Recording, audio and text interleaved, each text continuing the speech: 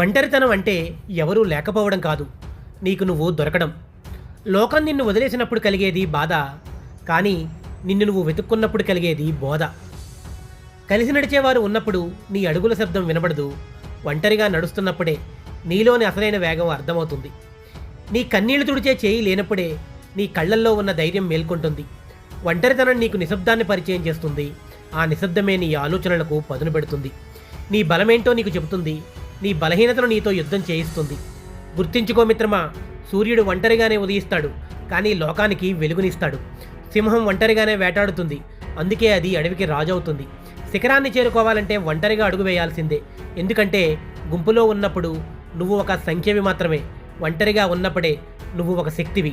ఎవరో వస్తారని నీ వెనుక నిలబడతారని ఆశించకు, నీ నీడ కూడా చీకట్లో నిన్ను వదిలేస్తుంది, కానీ నీలోని ఆత్మవిశ్వాసం నిన్ను మృత్యువు వరకు నడిపిస్తుంది. ఒంటరితనం నిన్ను మౌనంగా మార్చొచ్చు, కానీ ఆ మౌనమే రేపు గర్జనవుతుంది. 10 మందిలో ప్రాకులాడడం కంటే ఒంటరిగా నీ సామ్రాజ్యాన్ని నిర్మించుకోవడమే గొప్ప పాఠం.